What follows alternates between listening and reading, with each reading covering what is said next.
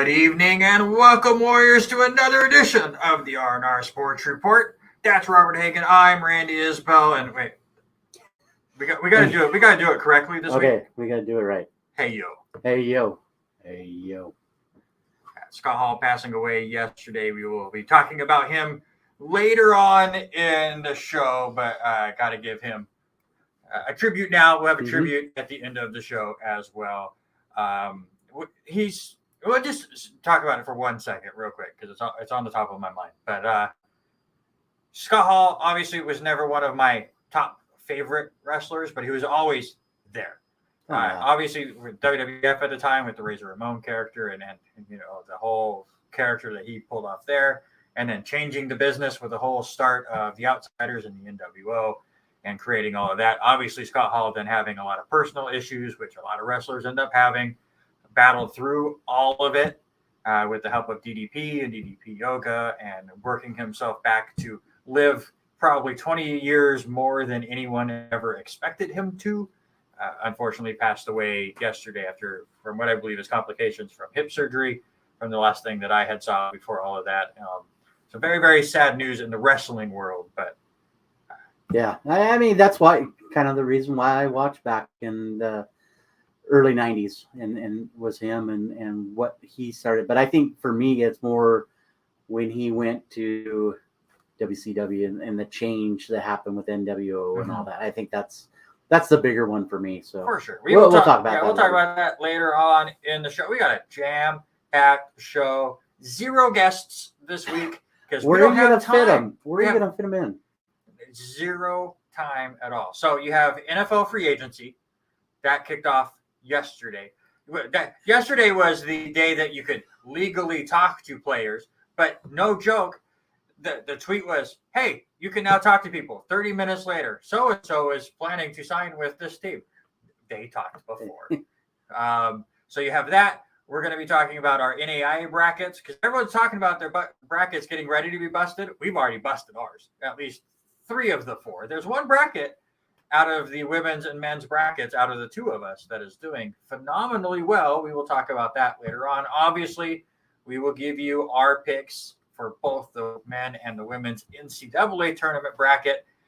Men's opening round going on right now. I have not looked at scores. I'll look it up here as we're talking. Those I still don't care. Right. They keep pushing them as the start of this tournament. Tournament does not start to me till Thursday. I don't care if there's really good teams that are playing today and tomorrow.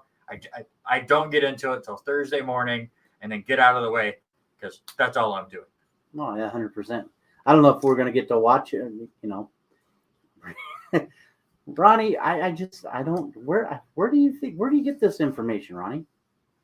It's just facts. Facts be facts. So yeah, unfortunately, I won't be able to watch as much as I usually do for the opening round. I got some work stuff I have to do Thursday, and then doing a daddy-daughter day Friday. So good reasons to not watch as much basketball as normal, but busy. Yeah, talking about Friday, let's jump right there. And I made the decision. I was him-hawing back and forth. I will be driving to Spokane. Nice. I will be going up. We'll talk about Brian Mcilroy, our buddy, friend of the show. His first fight is, not his first fight. His first main fight will be this Friday night up at Northern Quest at the Conquest of the Cage at the casino there in Arrowhead Heights. Doors open 6:30. Matches start at 7. I think he is a later match. So decided last minute last night. Denise is like, you want to go? You never do anything. And yes, That's going true. To state. No, you do not. I go to state next week, and then we've got Vegas like 3 weeks after you go. We're going, and so. But I never do anything because I'm so busy doing everything else that, I never take time.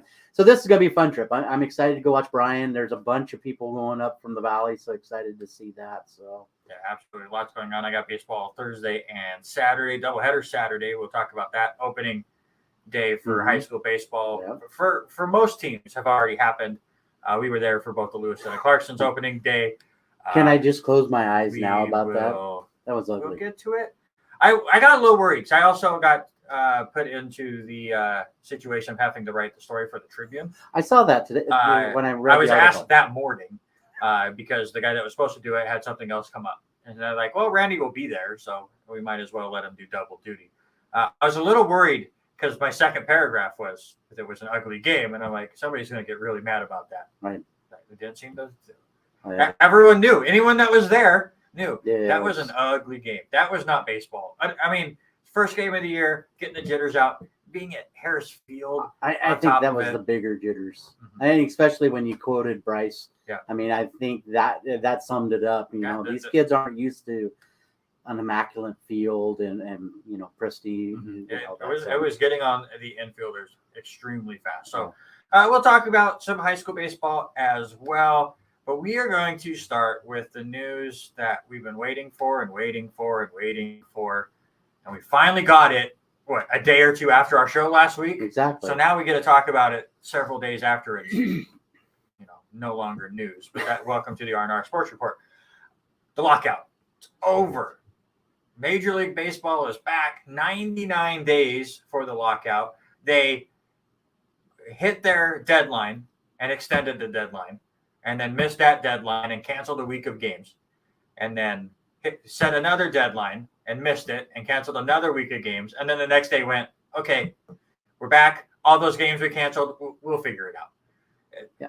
Who knows? It's crazy to see the revenue that they were going to miss out on, and so I think that was the big thing, right. is they wanted to make sure that happened. But I think before we dive into that, I think more of it is all the other news ramped up just as much as MLB. As soon as MLB says, oh, guess what, we're back, it was like, NFL, wait, hold my beer. Yeah. It's like everything else just ramped 10 times as Selection much. Sunday, Tom Brady went, hold on. Yeah. We'll get into that too. I've never been a huge Twitter person. I've never been on Twitter more in my life than I have in the last 2 weeks. Yeah, the last week was crazy. And especially the last 4 days. You have no idea how many times I get on Twitter and refresh. Is there news on Freddie Freeman? Yeah, Gino was the best news. Did you watch bike ride? Gino's bike ride. Man. We'll talk about that when we talk about the PGA stuff. The bike ride was hilarious. If you don't know Gino, and we'll talk a little bit about those guys a little later because some cool stuff happened at the Bantam Booster auction. Joel was messaging during the auction, and we'll share that out. But yeah, it just felt like, okay, now that MLB decides it's time for them to take that step to the forefront, everybody else decide, oh wait, hold on, we're not done yet. Let us get our chime in. So, by the way, I want to make a complaint to the MLB app. I have not downloaded it yet. It needs to calm down. I want notifications when news breaks, not when an article of here are the 10 best prospects for so-and-so. Because during all this crazy time, it's like a notification. One of them is the Yankees make a big trade. The next one is here are 5 prospects you haven't heard of. I don't care right now. You can tell me that in June. Exactly. This is the time where I get a notification. It better be worthy. I think I need to do the same thing. Has yours yet? My AFL notification with the season starting here in the next couple of days has went totally berserk. I turned it off during the off season just because it'll give you all that stuff, and I just haven't turned it back on. I turned it back on this week, and it just seems to do the same thing what that app is doing. So here's your news for everything, and you can change some of that stuff. But all right, let's talk about, before we get into all the crazy free agency that happened afterwards, which actually has been more crazy as far as the trades go than free agency. There's been some decent free agents, but Freddie Freeman still hasn't signed. Carlos Correa still hasn't signed. Where's my list? We're still waiting on Chris Bryant. It's starting to look like he might go to Colorado. Trevor Story's still waiting. Nick Castellanos was supposed to go to Miami. He did not. Derek Jeter quit because of it. Anthony Rizzo's still kind of waiting. Rizzo's basically waiting on the Freeman news, and then he will slot in to somewhere. And then that Suzuki guy from Japan, everyone's like, oh, he's made his decision. And he always has to tweet out, no, I haven't. So we're still waiting on that. But before we get into all that, about what they agreed upon. Finally. This is exactly what we just talked about. There was another notification for AFL. Yeah. Don't turn yours on yet. Right. So the collective, or the the threshold as far as the what am I thinking of? The tax You're right. break. And I tax can't think break, of it yeah. is moving up to $230 million in 2023, and will go up a couple million for the next few years. Right. After that, the penalty, there's an extra tier. If you go 60 million over the threshold, it'll be an even harsher penalty. So it's kind of a salary cap, but you can cross it if you want to pay extra money. I still want to see a salary floor. It's still never going to happen because the players know that once you put in a floor, you're going to get a hard cap, and the players don't want that. Right. Which is They just want to make their silly money. to me. They want to make their money. You'd make even more money if all the teams have to spend at least 100 million. Oh yeah. Than 3 teams that could go over the tax, but that's just me. The biggest news I think for me, as far as money goes, is the minimum salary is now $700,000. What was it before? It was 500 something. Hey, So I think it went up 135,000, which is a good chunk of change, and it also helps as far as with the other decisions that they made, where you cannot bring up and send down a guy as many times as you used to. And now there's also extra incentives of bringing them up. So if you bring up a top prospect, you can get draft picks out of the deal. And these guys are going to make more. It's just so much better than you have like Corbin Burns, who's amazing for the Brewers. Has been in the league for 3 years. Was still not making what a rookie will make now. And that's the issue, is everyone is like manipulating all of these minor league contracts to keep them out of that big money for as long as possible. But now that that's minimum money is getting up higher, now we can get a little bit more balance, I think. Yeah, 100%. There's a lot of those names that that we were wondering what was happening, and get kind of like it was big one for Seattle. He's sitting down there at some of those low ball numbers, but other decisions that they have made, 12-team postseason. I hate it. I'm glad it's not 14. I will take the win there. I stop expanding postseason. So here's my thing, and you and I have talked about it a few times. So if they move it to 12 teams, then I want to see best of 5. It is first 2, or is it best of 3? Well, I haven't seen the details of it. But remember, the wild card prior was you got 1 game and that's it. Yeah. If you're going to do that, expand it to 12, make it a best of 5. Yes, we're going to go a little bit farther in October. So be it. If you're going to add 12 teams, let's make it. Yeah, it's like the old NFL system where the top 2 seeds in each league get a bye. Right. And then I believe it's 5. That's the way I see it. 5. I'd love to see a best of 5. So I can't find it now. But if anybody is listening that knows exactly, Kevin, if you're listening, I know he's listening. He's commenting, but if you know that, let me know, because my first search did not work. I hate it. I talked about it with the NFL. Stop expanding the goddamn playoffs. We don't need more teams in there. I get it. It's a money thing, and one of my favorite thing is we bumped up the minimum salary, right? So not as incentivized to tank. We have the draft lottery coming, which also incentive. I like it because it hurts teams from just tanking. So there's less. Like Baltimore completely tanked last year so they can get the number 1 pick. Well, now you're not guaranteed the number 1 pick. So win your games. Bring up the people you need to bring up and try to win, because you can still have a chance at that top pick. I love it. But not only so the minimum's gone up, so you're not saving as much money to go with just all these league minimum players. We've added teams to the postseason, so you have a better chance of making the playoffs. And the moment teams could start making moves, Oakland and Cincinnati had a race on who could dump their team faster. And I think Cincinnati's winning in that aspect. Also, they're still working on the international draft lottery. That was that last sticking point. That last time where they could not figure out the CBA. So they kind of came up with something and said they can change it down the line. Universal DH is happening this year. I'm fine with it. I am I wanted it to be both. Whatever they did in one, right. do it in the That's other. the same way. So I'm cool with that. I like the strategy with pitchers hitting and having to move things around. I understand going the DH route because obviously you're going to score more runs this way. And I think games will go a little bit faster because in the National League, you have all those pitching changes around when the pitcher comes up. You can kind of fix that a little bit with the DH. And then the one that I never saw anywhere until I was looking up notes today, we get advertising on uniforms now.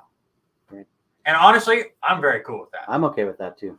It says October will now be domain of 12 teams. Each league will send 6 teams with a single elimination wild card games replaced by 3 best of 3 round.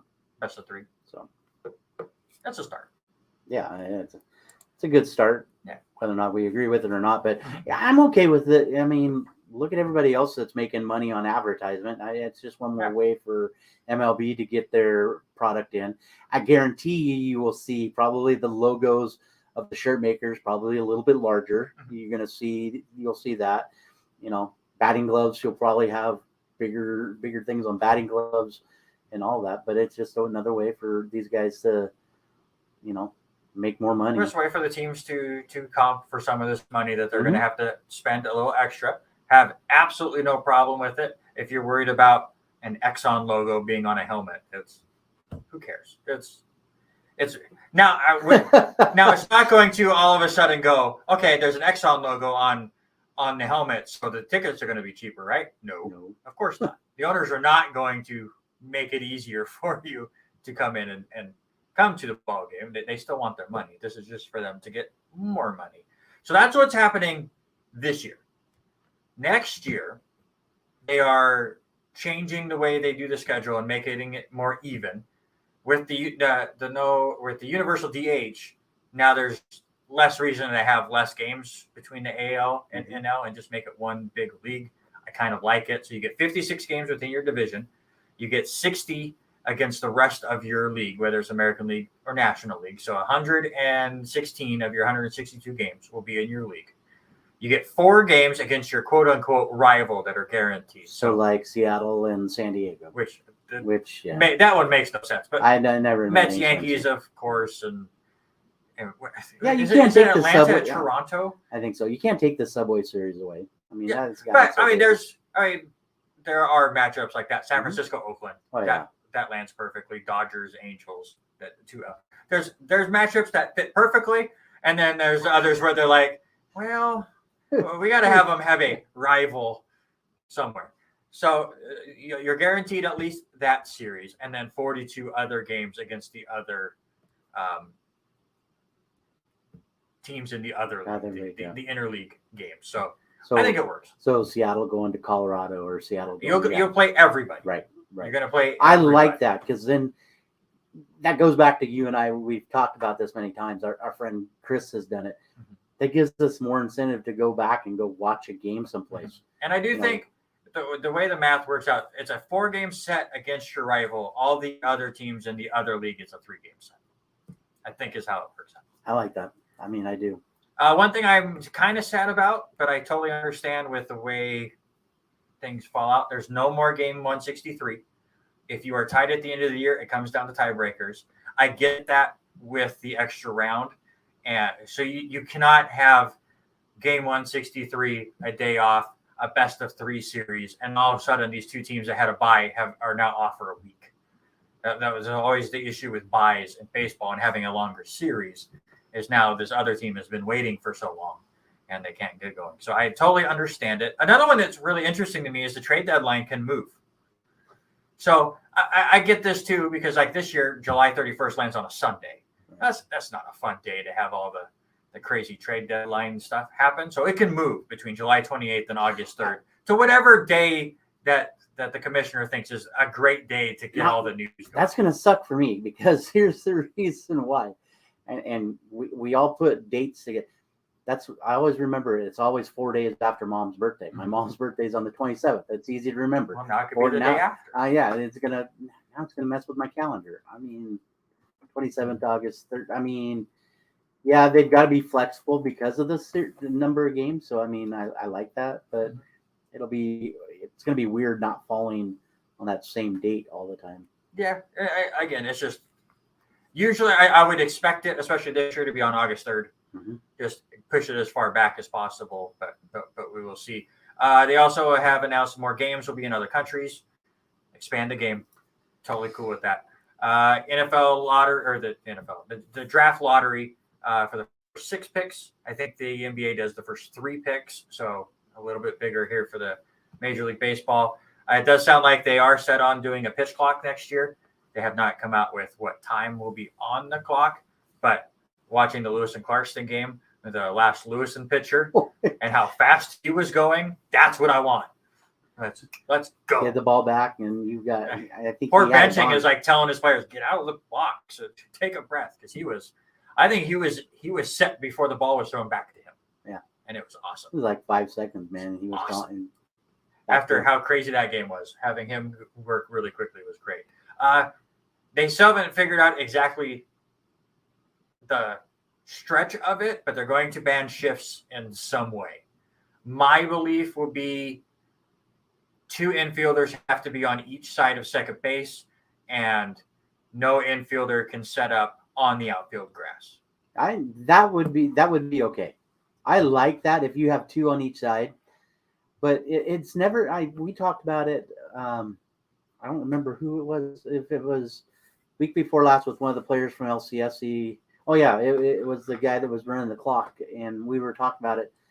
And the idea of, okay, if you're going to shift a guy over and play, because we were talking about the hole that was out in right center. I mean, it was huge. You could have.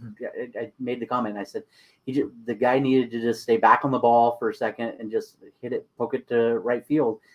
And we started talking about the shift in between the innings, and I asked him. I said, "How do you feel about that?" And he said he was okay with it. But I said, if you're a good enough player, if you're that good, and I understand baseball has gotten to the point of who can hit the long ball, but I'm a small ball guy. I want to see defense. I want to see that happen. Why wasn't anybody taking advantage of bunting the ball down the third base line when the third baseman is standing all the way in the shortstop position? And it makes no sense. We're gonna have our buddy Richie on one of these days. We had talked about it this week, but obviously there's so much going on. There was no way we're going to get into that debate.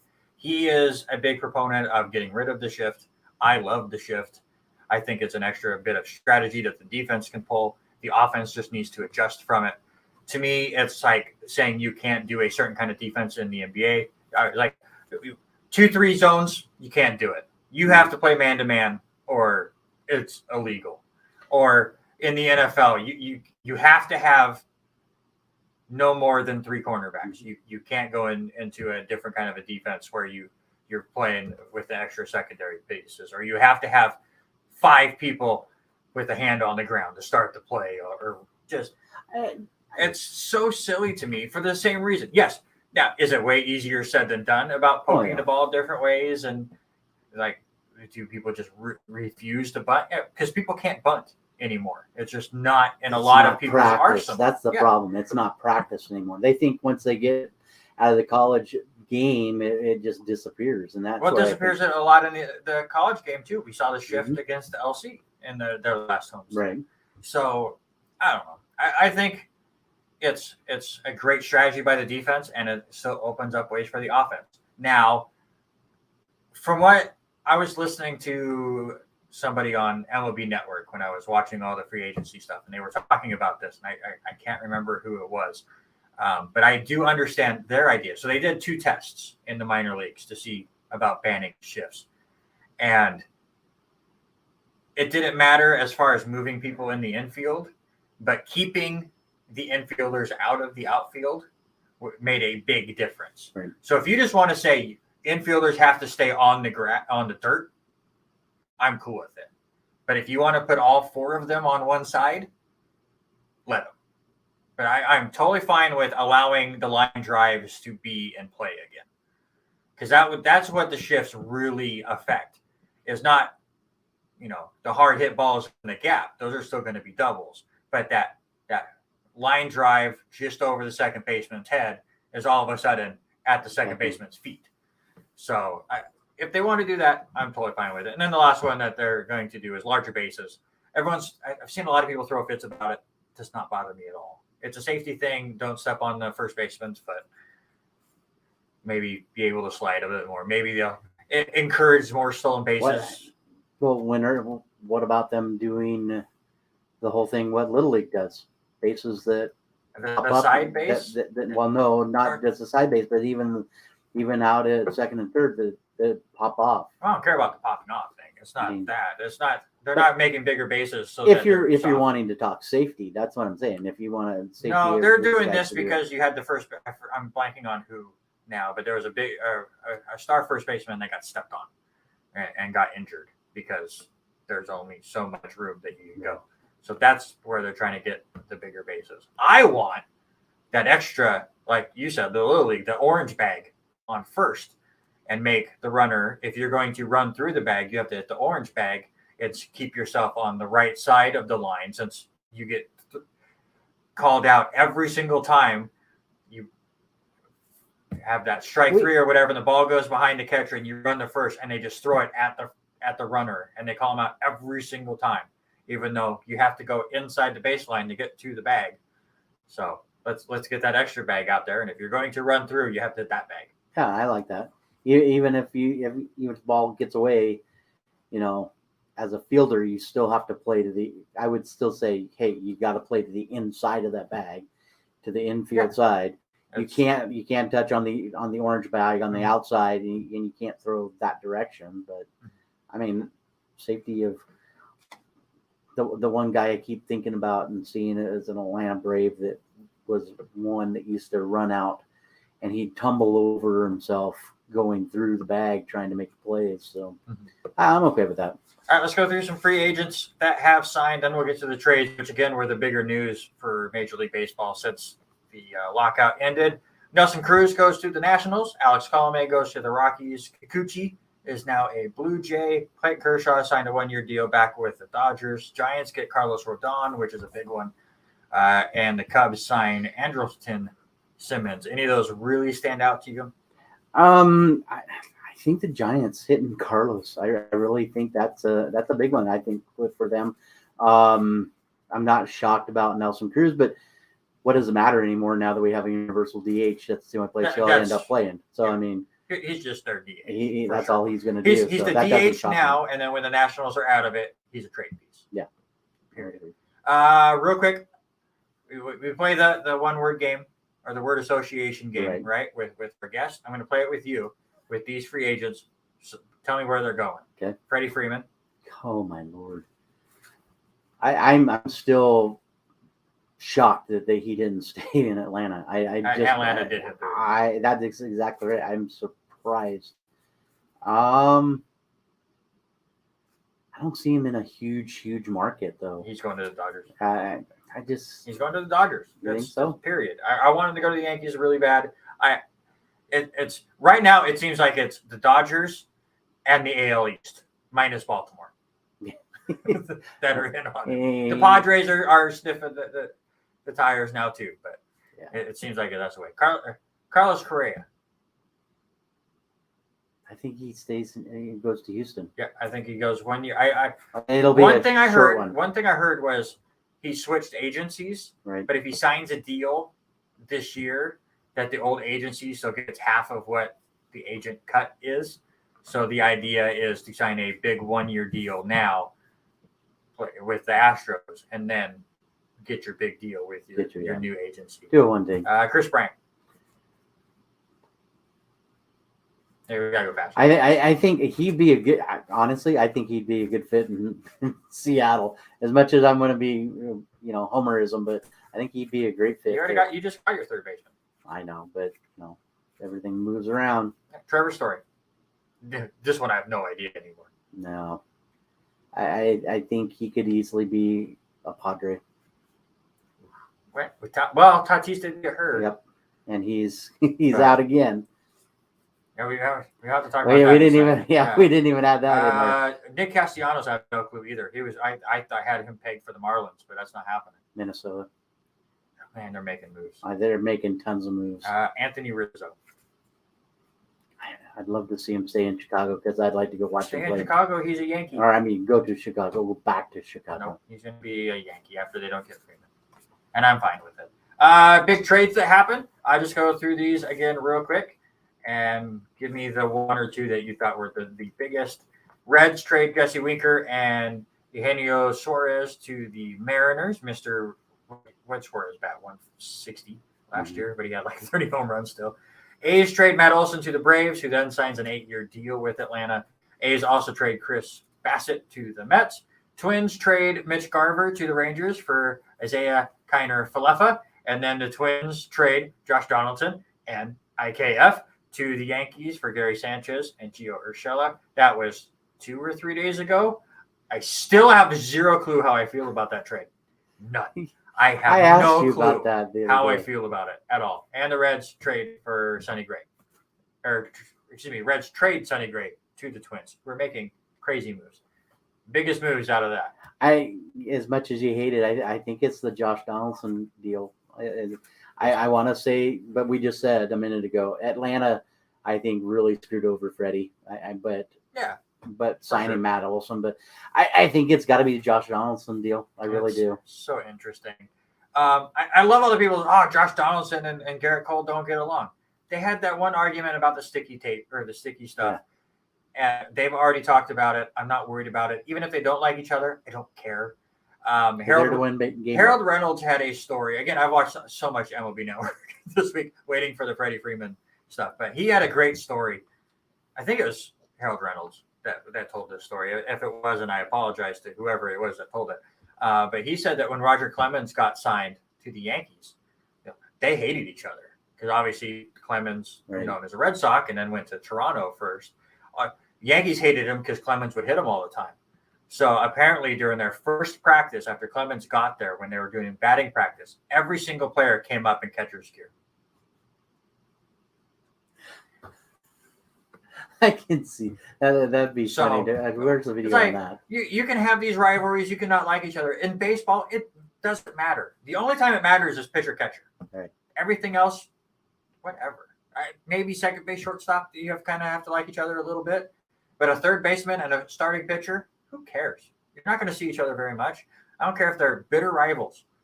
Worked well in Major League. Yeah. Well, I'm thinking Dorn hated each other. So I don't know where that reference came from. I've lost it. I need to watch that movie. I have been a huge Josh Donaldson fan his whole career. Right. A little past his prime, but I love the fire. Kiner-Falefa, very unknown to me. He's very great. He's a very good defensive shortstop. He also played catcher. He's not playing catcher for the Yankees. And he can play third as well. He's kind of that stopgap for some of the prospects that are coming up for New York. I'm fine with it. Gary needed to leave New York. That had just not been working. But I am kind of sad to see Gio Urshela go. He was a big stopgap there when the Yankees had all those injuries a couple years ago. He came up and kind of saved the day. So I'm interested there. Big moves, I thought, for your Mariners, too. Mm-hmm. I joked about Suarez's horrible average last year, but Winker's really good. Jesse Winker's phenomenal. And in an AL West where I think Houston takes a step back unless they get Correa, but they're still the top. Oakland's selling. Texas is not quite there yet. They're making good moves too. It's really between the Mariners and Angels who's the second best team in that division. And now with that playoff spot, Mariners could finally end this drought this year. And I do respect them for going for it. Yeah, I agree 100%. I think, we talked about them so many times last year. I know speaking with like our buddy Alberson and all that they're making moves. They're young. They've got the best young farm system out there. Yeah, I agree. Is this the year they finally do something? I think they've got to do something smart in the starting rotation. I really think that's where there's just nowhere to go. Yeah, there's just nowhere to go with the starting rotation. Your best starter left out there in free agency is what? Johnny Cueto? I think so. And I talk about another guy that's a bit past his prime. You can go try to trade for Luis Castillo from the Reds because they're trying to trade everybody, but we'll see there. We did mention Fernando Tatis Jr. fractured wrist from a motorcycle incident. My favorite thing is somebody asked him about the motorcycle incident, and he said, "Which one?" That's never a great sign. No. His coach has said his motorcycle riding days are done. You would hope so. But that's a lot of money you're giving up for riding a motorcycle, and poorly. He's riding a motorcycle poorly if he's wrecking. How many times are you going to start now that these players start doing silly stuff? And I'm going to go back to the start. But I mean, even like they've been doing silly stuff since the 1800s. For a long time. But I'm saying the same thing, like the Ben Roethlisberger motorcycle accident. Mm-hmm. When do they start putting that stuff in? It's in a lot of major contracts because I've never honestly read. Mm-hmm. Obviously, there's different because they don't provisions for different places, but there's a lot of contracts that are you cannot do this. I can't remember for sure if this is a thing, but I would not be surprised if there are some baseball contracts that say you cannot play pickup basketball. I wouldn't. Yeah, I mean, do not roll an ankle or something. So that'll be interesting. I'd love to just see if there's well, we're in the times of internet and you should be able to find anybody's contract, but it would be cool to go through and look at things and just break it down into, it was kind of the same thing. You didn't put any money situations in with some of them, but I don't care about to see what things are, stack up to make somebody's contract, whether it's MLB, NBA, whatever, but what you can and can't do with certain things. And the last baseball note here, we talked about a little bit with Kyrie Irving, with everything going on with New York and the vaccination laws and stuff going on now affecting baseball. So even though baseball is an outside sport, it still counts. You can't play sports unless you're vaccinated. It's going to affect the Mets and the Yankees. It also affects any team going to Toronto. You have to be vaccinated if you're going to play in Canada. So we're all sick of it. Mm-hmm. I don't care what side you're on the vaccination side, the COVID side. I don't care what side you're on. We're all sick of this after 2 years, but it's still a part of the conversation. So what are the Yankees and the Mets going to do, especially as a Yankee fan? Aaron Judge not vaccinated. Somebody asked me, what's he going to do? I go, you better poke. Get out there and play. Yeah. Like I don't care if you believe in it or not. If you're on the Yankees, please be on the field. That's what I care about. That's what it's boiled down to. Today was the first day going to the school with no mask mandate. And to see, there was probably maybe 10% of the kids at the school where I worked at that were still wearing masks. Yeah. I'm okay with that. That's cool. I had one kid. I thought the first day it was Saturday. It was lifted at Lancers, and I thought about coming to work in the mask just to get people go, you don't need it anymore. Well, I don't care. Here's how smart it was. I mean, I know we're going off on a tangent, but one of the kids today who I had to remind so many times, put your mask up. And when I saw him today, because I was gone yesterday and didn't go to work, and so I walk in there and he has his mask on. I'm like, of all kids, why do you have your mask? But he made perfect sense. He says, I was coughing a little bit and I just wanted to make sure. I'm like, dude, where was that like months ago when you wanted to be just a little sneaking up? But Aaron Judge needs to do what he wants to do. Whether or not he wants to. No, if he decides not to be vaccinated and not be able to play at home, it's your decision. I'm going to be sad as a Yankee fan, of course. There you go. It's just going to be like he's injured anyways, because that's what happens every year. Is Judge and Stanton get injured, and then we miss them anyway. So 81 games done. Yeah, maybe it'll keep him healthy, and we can win all these road games. I don't know. Looking at LCSC news real quick, because once again we're always behind the schedule, and it's going to just get worse. But that's fine. No, how about the Warrior baseball team? Oh my God, what are we? 21, 22 straight now? 21 straight games won, 27-1 on the season. It was already the best start like 8 games ago, and it just keeps getting better and better. And there's very little view of it stopping. Right. They're so much better than the rest of the Cascade Conference. Right. Cascade Conference improving, but they're not on LC's level. And again, LC does not play another ranked team until the opening rounds. And I guarantee you, when we have the opening round here at Harris Field, it's going to be LC and 4 of the other top teams in the league, so they could try to knock us out. Right. That's the big thing too, is you look at how they are doing, and they're doing just phenomenal. But do you think they got kind of shafted, only moving up one spot from the preliminary from 4 to 3? Because LC has played. They played a ranked team in California. They played a ranked team down in Arizona. That was where their one loss came from. They haven't played anybody since. So it is like looking at, our NCAA brackets. And like Murray State has 3 losses, and they're like a 10th seed. That's not disrespectful to Murray State. They just haven't played the same teams as Gonzaga, Duke, Kentucky, where they have more losses. Southeastern just had their first loss after the bracket came out. So, of course, they're going to stay up there because they were so undefeated at that point.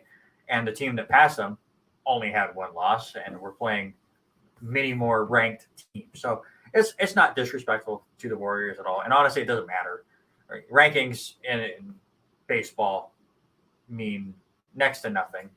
It's go win your division, make the opening round tournament, win the tournament, get to the World Series, and go from there. Yeah. Now, lower on down, where those at-large bids could be in jeopardy, I guess the rankings do matter. But whether you're 3 or 4, I don't think it matters at all.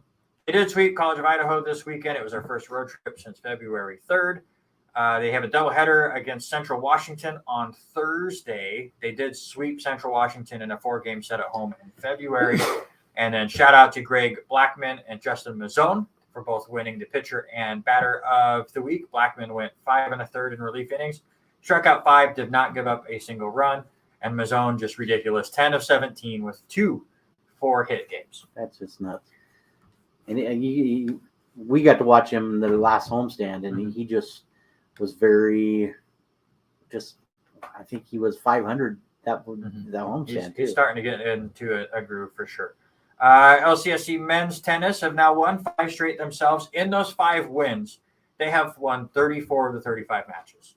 So Kai Fong, once again, stacking the start of the season and getting this team ready, and they are really starting to turn around. We got to get one of these tennis players or Kai back on the show once life slows down on the show and we can have time for guests. The LC women the men will host community colleges of Spokane on Wednesday, and then they go to Spokane to face Whitworth in a doubleheader on Saturday. The women also in action against Whitworth. They play a doubleheader on Sunday. The women have not been in competition since February 26th. LC Golf is in Nevada today. I've not seen results yet, but they play today and tomorrow. So definitely check out lcwarriors.com for all of those results. And for track and field, the indoor season's over, so they go right into the outdoor season. They have the Sam Adams Classic in Spokane on Saturday. So Clayton Van Dyke goes out, finally wins his national championship, has to go right back out. And now it's time to go outside. All right. So that is your LC update. Somebody doesn't know how to turn off their phone. Jeez. Well, it's Coach Sabota. That's what I want to know. Coach Sabota, you should be listening to the show. What in the world? Let's get to the NAIA tournament update. Unfortunately, LC does lose in both the men's and the women's brackets. The women did defeat Mid-American Nazarene. They struggled against Wayland Baptist, who was the 3 seed in the Dwyer quadrant. So the women had a very fantastic season. Very young team. I expect them to be back next year. Very good year. Just ended up falling short. And the men ran into a buzzsaw. Oh my God. I can't remember that kid's name now. I talked about him last week as the guy to watch out for. But Jamestown, just nutty. It was crazy because I was watching the game. I was able to stream it a few minutes before the Bantam Booster auction, and was watching it. At one point, they were down like 12, and I went and set up my stuff up on the stage. Come back, had my phone sitting up there, and the Warriors had cut it back to 1. And I thought, man, they're going to make a push. I mean, to get themselves back in the game like they were. And then all of a sudden, I walk away to do one thing, come back, and it's back to an 8-point game again. It's just, Mason Walters was the guy I was thinking of. 35 points in that game. He also had 12 rebounds. Jamestown then went out and beat Carroll, who was the 3 seed in the Dwyer quadrant on the men's side. So LC did lose to the team that has ended up going to the I was going to say Sweet 16, but that's not a thing for NAIA, to the round of 16. We look at how we are doing in our bracket challenges, and I said 3 of the 4 are pretty red. 1 is far from. We will get to that in a second. On the men's side, it does look like Robert's going to win on the men's side unless Oklahoma Wesleyan can get rolling here for me. I got 21 of the 32 right in the first round. Robert had 25 correct. And then in the second round, I only had 7 teams that I picked to get through to the round of 16, make it through. So I have 35 points. Robert had 11 move on. So he's at 47 points. But you did lose your champion, William Penn, which is giving me hope on the men's side. I did lose one of my Final Four in St. Francis, but I didn't have him moving on past that. So there's points available on the men's side. Women's side, it looks closer until you see what we have left. I had 24 of the 32 correct. I was happy about that in the opening round. You only had 20 of the 32, so I was out to a good lead. Mm-hmm. I only got half right in the second round, 8 of 16. You had 12 of 16, so you're beating me right now, 44 points to 40 points. Unfortunately, you only have one of your Elite 8 out. And it's not even a team you had going past that round. You have your entire Final Four intact, still on the women's side. For me, I've lost 2 of my Final Four, including Indiana Tech, who I had as my runner-up team. They got eliminated. So I'm only 4 points back on the women, but I have far fewer remaining points possible. Yeah, it was exciting because I haven't even been able to look at the bracket there after all the games on Saturday. So it'll be interesting to see how things pan out over the next couple of days. By the way, NAIA, I hate your site. And the fact that you don't just have a blank bracket. They did at the beginning, yeah. Yeah, but then they update it. I don't want an updated bracket. I wanted a blank one so I could write stuff out so I could make it all nice and neat to the way I do things. Right. Had a printer issue where it refused to print because it was low on ink. It wasn't out of ink. It was low and just refused to print.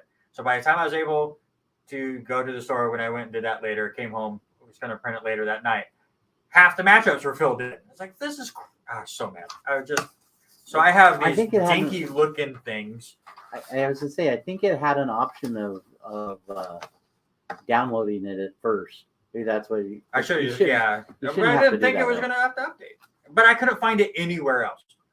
I could not find a printable bracket anywhere else. Well, it's like you could, but they came out like little. This is what I did. I printed one out from a different website, and it was like this weird dinky looking thing. I was so mad. We need to get Alicia. Maybe she needs to talk to people involved. She's already mad about all that stuff.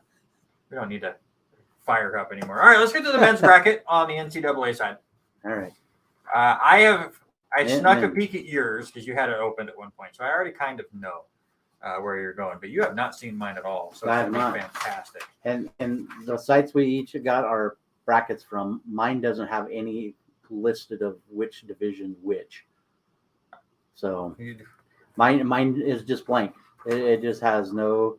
What are you talking about? It says Midwest, Southwest. Right, it's right in the middle of every. I guess it is. There it is. No, on the women's one. The women's one. That's what it was. Yeah, the women's one is worse for mine. I got mine off of the NCAA website. The men's bracket. I can't access NCAA. You believe that? Any NCAA. If you're watching on the Facebook, I'll show it just real quick how different these are. So on the men, it looks out just fine. Everything is clean. It's a very clean looking bracket. You have the records for stuff. There's a preview of what I did on that.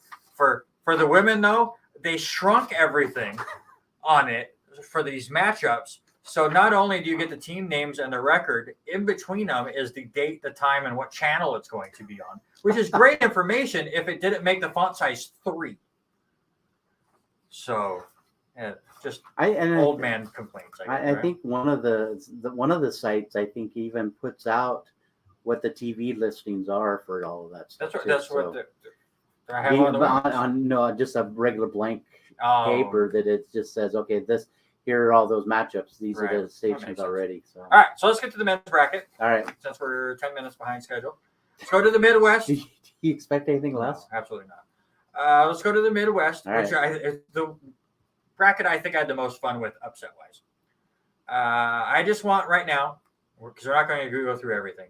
Give me every double-digit seed that you had winning at least one game. Oh, let's see. I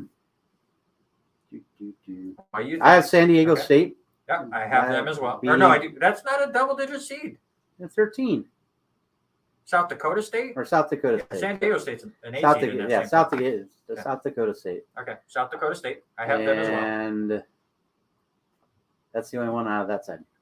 This, like I said, this is one I had the most fun with. I had South Dakota State facing Richmond in that round. Go Spiders. And then I had the Spiders beating South Dakota State. Over Iowa?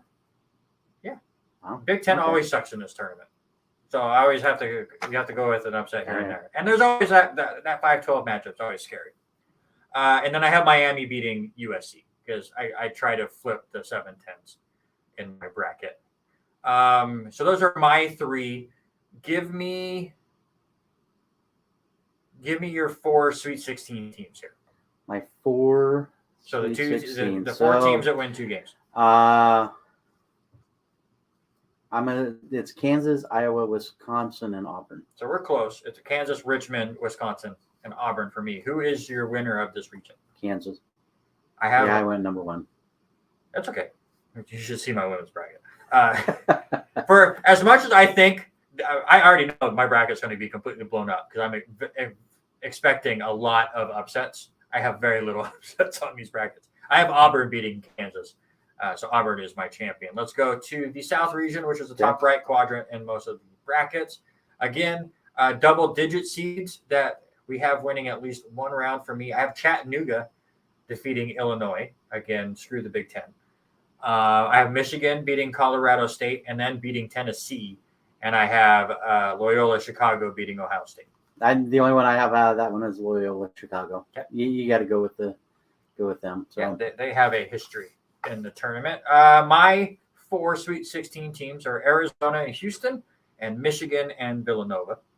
And the only one I have different than you is I ended up taking Tennessee. Mm-hmm. I mean, I think they're going to get through Longwood quite easily, and then knocking off Colorado State. So I have Arizona, Houston, Tennessee, and Villanova. And I have Arizona coming out of the South.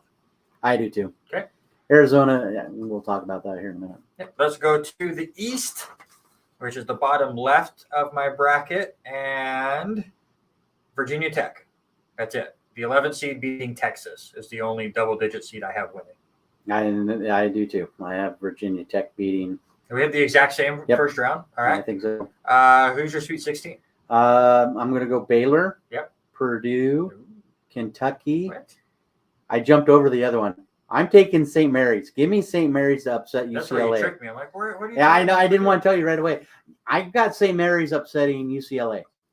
I have Kentucky facing Virginia Tech, but I also have St. Mary's beating UCLA and facing Baylor. Okay, I thought I was out on a limb with that one. All right, and your East champion? Give me Baylor. Give me Kentucky. So do you have all three number 1 so far? Yes, so far. Okay, I have 2 2s and a 1 so far. All right, let's go to the West, the Gonzaga region. Double-digit upsets. New Mexico State. I'm going to take them. I'm also going, and I think I took Montana State. Yep, I took Montana State. So the 14 seed Montana State defeating Texas Tech. Yep, and the 5-12 matchup, New Mexico State and UConn. Okay. And I also took Davidson over MSU.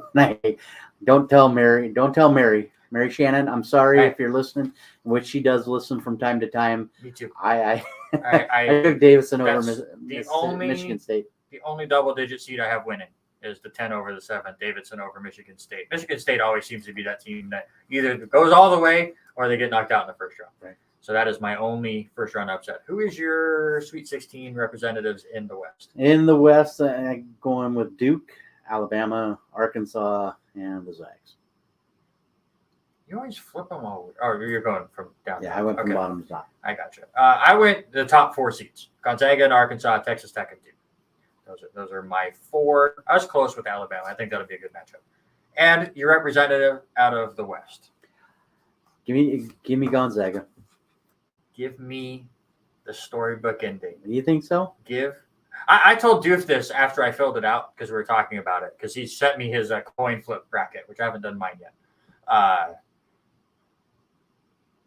I'm going to be wrong anyways. Right. When I fill these out, like we can try to sit here and like, even if you watch a ton of basketball, you're going to be wrong on a lot of these things because upsets are going to happen. So why not be wrong with a great story? So give me Duke beating Gonzaga in the Elite Eight and making it to the Final Four. So my Final Four, I have 3 2s and a 1. Duke, Kentucky, Arizona, and Auburn. Who are yours? I have 4 1s. Mm-hmm. Yeah, I went 1-1s all the way around. Which would be the most shocking thing this year. Right. With all It the would be upsets that we expect. Exactly. So to get through there. But you'd say the coin flip one, I think I've heard so many different ways of doing brackets. Have you heard the red state and blue state brackets? I've not heard that one. Oh, yeah. And we just brought her up a minute ago. And I love Mary Shannon. I miss her. She used to do a bracket at school. And she'd always do one that was her gut. But then she did red states, blue states. Get political with your bracket. Exactly.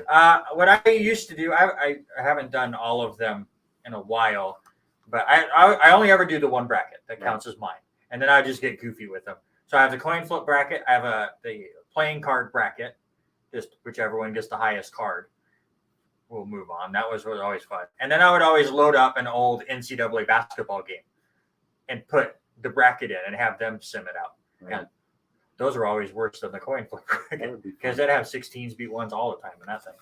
All right, so you have all 4 1s. Yep. I have 3 2s and a 1. Give me your championship game and your champion. I had a student come down and ask me today and ask me what I thought about it.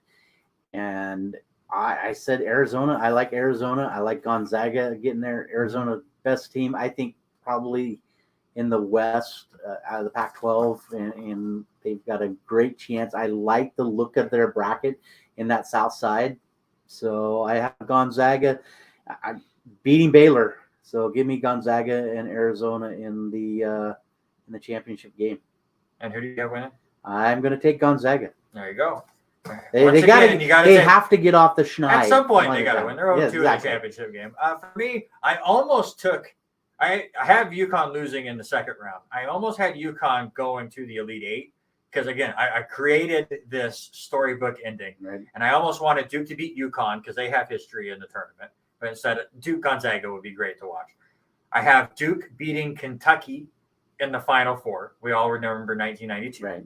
And then I have Arizona beating Auburn because Duke and Arizona have met in a championship game, I think 97 as well. Right. Arizona beating Duke in that one. So Coach K going out on top, beating a team that beat him 15 years ago in a championship game. I'm not going to be correct, but I'm going to have fun not being correct. All right. My bracket's going to be red, but I have a better story than what might actually happen. Yeah, it'll be interesting. I think expect the unexpected this year. Oh, because of all the big upsets and there's going to be some upsets that we don't think is going to happen. The fact that all 3 of the number ones that I have not making the Final Four are out in the Elite Eight, and you had all 4 ones making the Final Four. I don't think any of that's going to happen. Listen, the one that I would love to see, the biggest upset I would love to see, has to be in the East Side and see St. Mary's. If St. Mary's could pull something off against Baylor, I mean, that's going to be for me, looking when I did all the things out, I thought that was the biggest game that could play out into the final 16. And I love that matchup, but I just think it's going to be too big for St. Mary's to get there.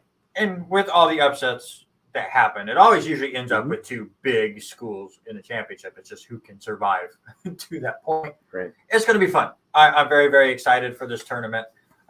Getting to watch more of college basketball through the conference tournaments and getting into it a bit more. I am stoked. I won't be able to watch as much as normal because of other events going on, but we're going to have a lot of fun. You look at our calendars. Our calendars are already starting to fill up again. Oh, yeah. We'll talk about that later, later, I don't too. think Yeah. that then it happens. You are listening to the R&R Sports Report right here on KLCZ 88.9 FM Lewiston. What? Beautiful outside. I mean, we've seen so many students come across the concourse today and a couple more going up now. It's just nice to see everybody out and about. It's been very, very nice. Just because it was raining when I was looking at cars. So now that I'm done looking at cars, Congratulations on your car, too. I'm excited. We just need to convince my wife I need a new car. Somebody tell my wife I need a new car. She doesn't listen to me. She thinks I'm part of the issue. You're making Robert do all this stuff, but I want to do that. I don't know. That's not what the niece sounds like. I apologize. She told me that I'd never do anything for myself. That was part of the decision to go up to go see Brian's fight this weekend. Well, do something for yourself and get a new car. There you go. I told you to do it, so you can blame me. Also, if you are listening online or on the radio and you are not following us on Facebook or YouTube, you don't get to see our ugly faces. If you want to see our ugly faces and interact with us, you can go to the R&R Sports Report Facebook or YouTube pages. At that point, you can watch it live. You can see the video version of it. Usually, it's better when we have a guest, but instead of just seeing our ugly mugs here. And also, anytime that things happen with our crazy schedules and we have to do a show from home, it's only online, and you can only catch it on the Facebook or YouTube pages. So definitely go over there and follow and like and subscribe. Which we already have found out that we have one date in April that we'll have we'll have to move it around. Move it around, or you're doing it from Vegas. I'm probably going to do it from Vegas. So that's just kind of the way things are looking. So definitely get that. We're getting closer and closer to 600. We appreciate every single one of you. And thanks for making this continue to be a thing. We're 74 editions of this show in, and I'm still not tired of it. I absolutely love doing this, and it's so much fun. Let's go to local sports. Let's just go through some of this other stuff first. We're going to hit the Lewis and Clarkson game last. That's it. Basically, there's only one score that I had from the high school sports, and that was a softball game for Soton, which is not just as big. But for Lewiston, their first game is on Thursday. We should have a preview in the paper Friday, I think, is when I'm turning it in. So I believe it's for the Saturday paper. So look out for that. I have yet to talk to the coach. That's my plan tomorrow. But they will be on the road against Lewis and Clark on Thursday. And then they'll be at home against Coeur d'Alene on a doubleheader a week from today at 2 p.m. and 4 p.m. Clarkson's first game is this Saturday. They will be at home against Kellogg in a doubleheader, 11 a.m. and 1 p.m. And Soton's got their season off with a 28-4 win. 28 runs on 16 hits. It kind of sounds like the baseball game we're just about to talk about. Yeah. Soton will be at home against Colton on Wednesday, or it's tomorrow, I guess, at 3 p.m. On baseball, Soton, their first game is on Thursday as part of the Soton baseball tournament. They will take on Orfino on Thursday at 2 p.m. Clarkson's next game after the drubbing that Lewiston gave them, sorry, Clarkson, will be against Kellogg at home on Friday, doubleheader, 2 and 4 p.m. And Lewiston, busy week for them. They host Central Valley on Thursday in a single game match at 4 p.m. and a doubleheader against Coeur d'Alene, that one starting at noon. All three of those games, you can hear me do the call on the River 105.1. But now let's get to this Lewis and Clarkson game. Where'd my visual aid go? Hold on. It was nice to walk in, and I've always been able to. You and I both go anywhere in some of these gyms and down on the field. Today, their Saturday was my first time ever stepping foot on the field, the Harris Field, and the new environment. But it was kind of cool to go down there and walk around, talk with a few of the players for Clarkson, and had a second to say hi to Cruz and that. But just the environment that these boys got to play in on Saturday was just nuts. It was fantastic. You can tell little nerves are going on. First game of the season as well. Clarkson's a very young team. They got a lot of talent there. They just I've got to get that experience in. But I just got to show this was my score sheet after this game. This is just the Lewiston side. It's 4 innings. 4 innings of play almost took up my entire score sheet. It was a rough game to call. My brain completely went to mush by the second inning because it got difficult. Clarkson scores 4 runs in the top of the first. And you're like, all right, we're going to have an interesting game. Lewiston scored 11 in the bottom of the first on 5 hits. I think they scored 8 runs before they got the first out, if I remember right. Their first out was on a sac fly that tied the game 4-4. Their next actual out was a strikeout to the number 9 hitter. So they probably had 6 or 7 runs at that point. It was a rough game, especially pitching wise. Again, shout out to Fox, Killian Fox, for how fast he performs on the mound. Get the ball, throw the ball. That's exactly what he was. He is my favorite Bengal right now, just for that.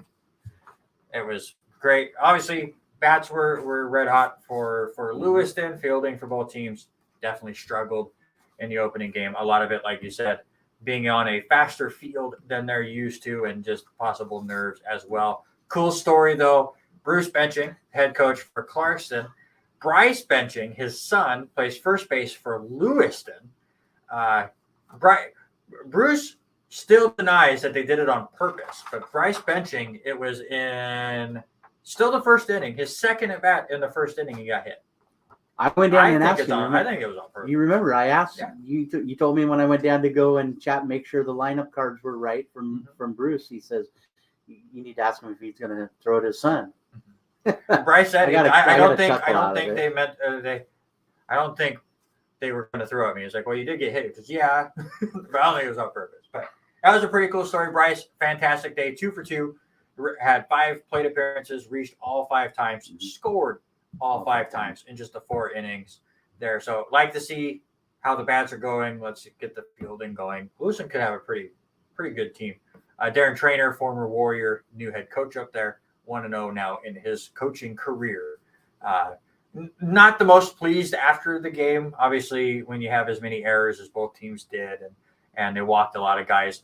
And it's your first time coaching. You're going to focus on the negative more than the positive because you want to continue to grow and get better. But and we really didn't have an official book. So that was the tough thing. You and I were back and forth. God. But they went off of your decisions, and you were horrible at it. I only made one decision, but the thing about it is the guy I had next to me, and I love Bill Smith to death, but Bill wanted to carry on a conversation when I was trying to play it. I ended up at one point having to text and call Alicia. I said, how do I get back on the scoreboard? Because I'm listening to Bill talk, and he's asking me questions about some of the players, and try to answer with him really fast. It was a little challenging, needless to say. How many times did I come over into your box and ask every other half inning? You had the score wrong multiple times. The count was almost never right. You're good at PA.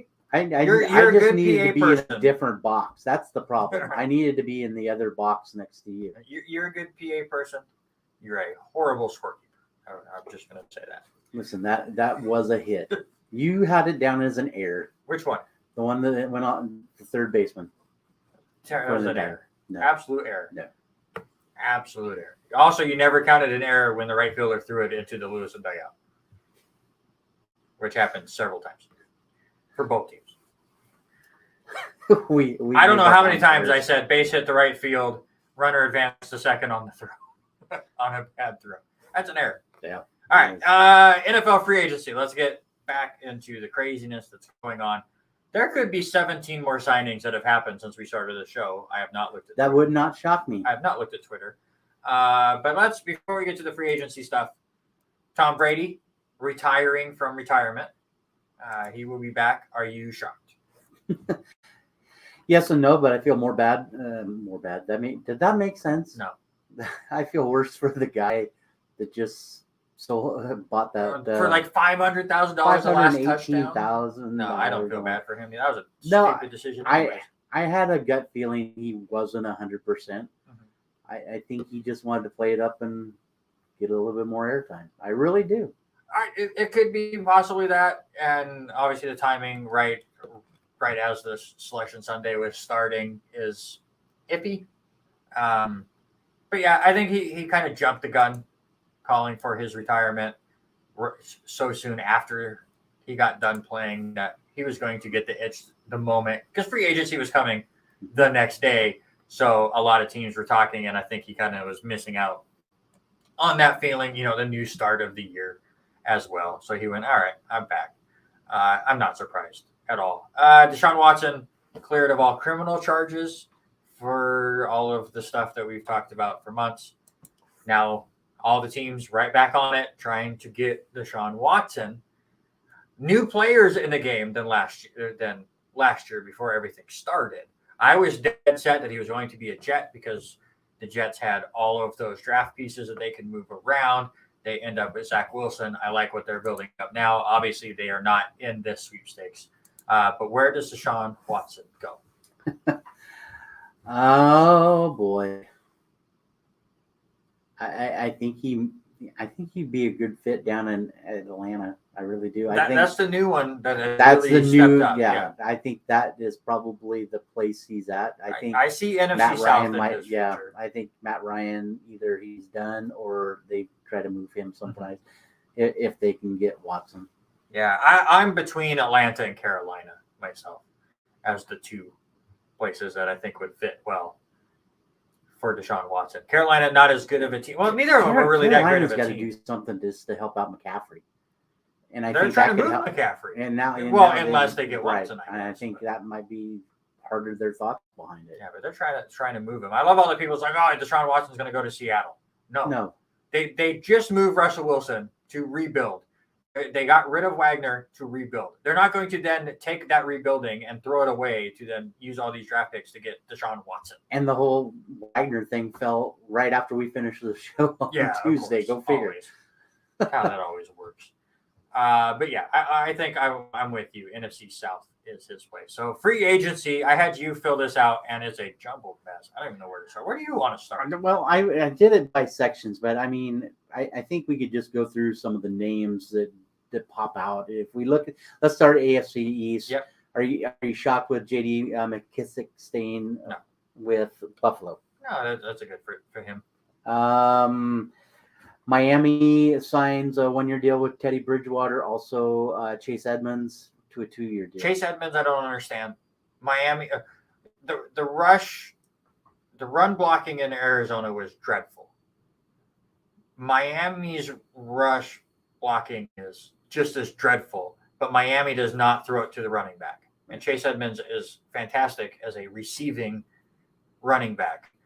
So I don't get that one. Teddy Bridgewater, totally fine with, whether it's to push Tua or to take over for Tua. Having him as a possible backup that can start at any moment, I think will be good for them. Right. All right. How about New England? I think the biggest name on that one has to be Devin McCourty, re-signing for just 1-year deal for $9 million. I'm not shocked about the Hoyer thing. Hoyer's going to be the backup there, and not really. I'm actually surprised. I'm surprised New England hasn't done more. They lose J.C. Jackson, their star cornerback. I thought they were going to be more aggressive in free agency, and they just have not. And I know you're upset with me about with your You Jets. put the wrong people, but yeah, go ahead. Well, Kevin Coleman re-signing. Don't care. I think that he's a backup. For me, that jumps out there is Jordan Whitehead. I think that's Jordan Whitehead's going to be. I was very happy with Jordan Whitehead and DJ Reed both signing today. Obviously, one of the biggest needs for the Jets is secondary. Another big need, offensive line. They get that with Laken Tomlinson. CBS had Tomlinson as their 11th best free agent in the market this year. Jets were able to land him. Former 49er. Obviously, he has history with Saleh. So does, I believe, Reid. Was it Reid? I think it was Reid had history with the 49ers as well. A little bit smaller cornerback, but from everything that I've read, he's a terror over there. So I like that. Also like CJ Uzomah. The Jets have not had a tight end that they've ever used in 20 years since they drafted a tight end in the first round. It would be nice to be able to do that. Oh, and I think I just broke news to Jordan about DJ Reid signing with the Jets. He was with the Seahawks as well. Right. So I'm very, very happy with what they're doing. They still have money to move. I would like for them to get one of these wide receivers, but we're going to get to one of the signings that really messed up the wide receiver market, Jacksonville. Yeah. But I'm very, as a Jets fan, I'm not all of a sudden saying, oh my God, we're contenders. We're making the right steps. Yep. We're working on the secondary. We're working on the O-line. Now we got to get a weapon or two extra. Michael Carter in the backfield is going to be really good. We have all these draft picks. Careful optimism that we're taking the right step. Right. All right. Well, we did your division. Let's Yep. do our division, AFC North, and we'll start with Baltimore. I really like this, the signing of the 5-year deal for Marcus Williams. We needed something in the defensive backfield. Yep. So I think that is a huge thing for Baltimore. We got to get over the injury bug. I think with as many running backs as we had there, the signing of our receivers, but they have been very quiet. This is their only big move so far. There's a YouTuber who's a big Packer guy that I follow, and I can't remember his name off the top of my head. It's like Tom something. I want to say Tom Grossi. Have you ever heard of Tom Grossi? Mm-hmm. He does all these little clips of like what different fans react like. And my favorite was the Ravens did something in the offseason, and the fans like, I would jump up and down, but I don't want to hurt myself. Yeah. That was the guy that you sent me, the Baltimore Ravens, He's after really every good. Week. Yeah, it's funny. Mm-hmm. He does that with everybody. It's really good. So I like that signing for the Ravens. The Browns are making absolutely no sense to me, but it's the Browns. So they trade for Amari Cooper just to let Landry go. So Landry, I guess, was having issues. I apologize, Amari Cooper, that you're now stuck in that situation. Are you surprised about the Njoku? No, he's a great franchise tag. No, we talked about that last week. Right. The franchise tags were all last week, and a bunch of tight ends went. Right. And it made sense. How about, I think the biggest thing in this one has to be the whole Mitchell Trubisky and Dwayne Haskins signing in Pittsburgh. We got a QB controversy. Of course, you're going to have to after you lose Big Ben, and you don't have that heir apparent. There's not a quarterback in the draft that's a huge standout. There's a lot of question marks for all of them. So I would not be surprised if the Steelers, with their first round pick or second round pick, picks up a quarterback, and it's between these three guys. Yeah, it's Haskins and Trubisky. Which one of you want to rebuild your reputation, or rookie, can you outdo these two guys that have struggled on other teams? And you look at that is Trubisky signed in 2 years, and I think Haskins is just doing the one. So we joke about Trubisky and him not being that great with Chicago. He could be the next Ryan Tannehill.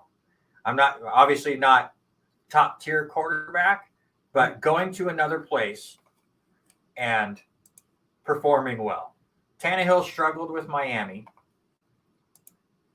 and then goes to Tennessee and has been serviceable enough for them to make the playoffs. And I'm drawing a big blank. It was North Carolina. I couldn't remember where he had went to school. So interesting. AFC South has really not made. It's Jacksonville. It's all Jacksonville. I mean, Titans, yes, they do re-sign Harold Landry, which we knew was going to get there. But Jacksonville, I think that's the biggest thing. Zay Jones, you got Christian Kirk. Christian Kirk deal was insane. 4 years, $72 million.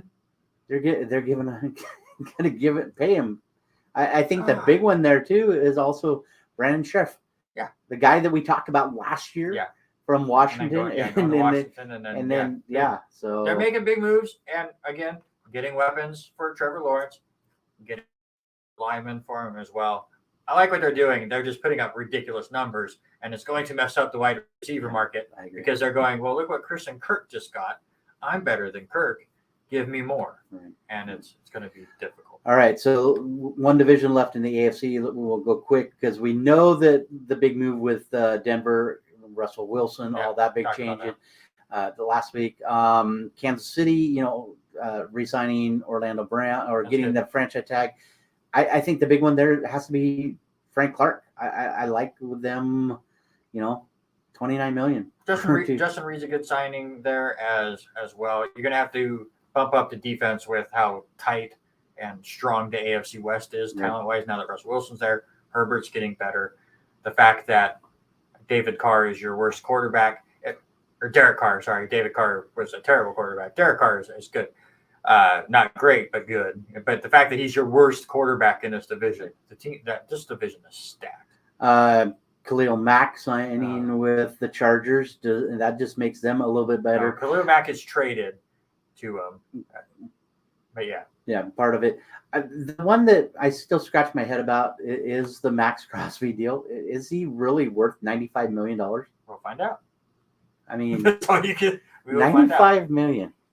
All right, let's turn it over to the NFC.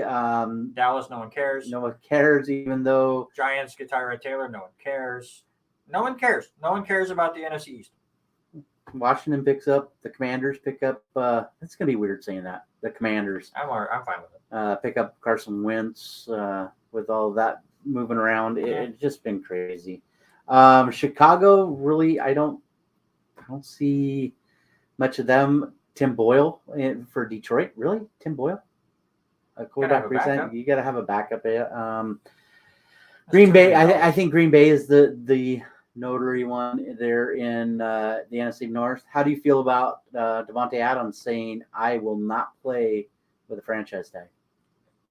It makes sense. It makes sense for the Packers to tag him to keep him off the open market for now, so they can work on a deal. Obviously, if this gets into like July, then it becomes a problem. But I think Rodgers, with the way he structured his extension, is supposed to open up some of this cap space for Adams. And I do think they get a deal done before the season starts. Yeah. How about we laugh about the one? Kirk Cousin signs a 1-year, $35 million, all guaranteed. Hey, you can make fun of Cousins all you want. That man has made so much money guaranteed in Minnesota. I don't care if he's good or bad. He is a good businessman, apparently. Yeah. Or he has the best agent in the league. One of the two. It's got to be crazy. NFC South, we talked a little bit about Atlanta being probably the front runner for Deshaun Watson, or one part of the whole equation. Yeah. They do get an extension on Jake Matthews, 52.5. Who cares about Koo signing? I do. Just Koo, Young Ho Koo, the kicker. So Carolina, they do sign Deonta Freeman and their kicker Zane Gonzalez.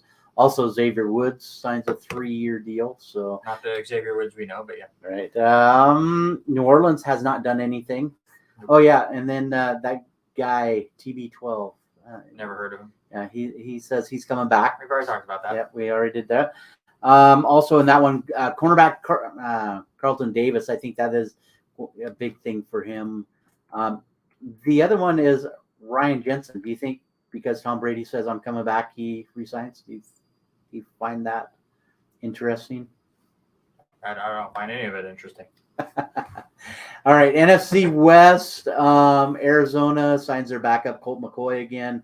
James Conner for a 3-year deal and re-signing Zach Ertz.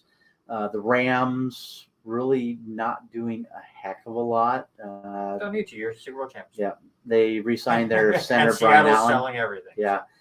San Francisco really not doing anything, but yeah, Seattle unloading, except for they do sign Quandre Diggs for a 3-year, $40 million deal.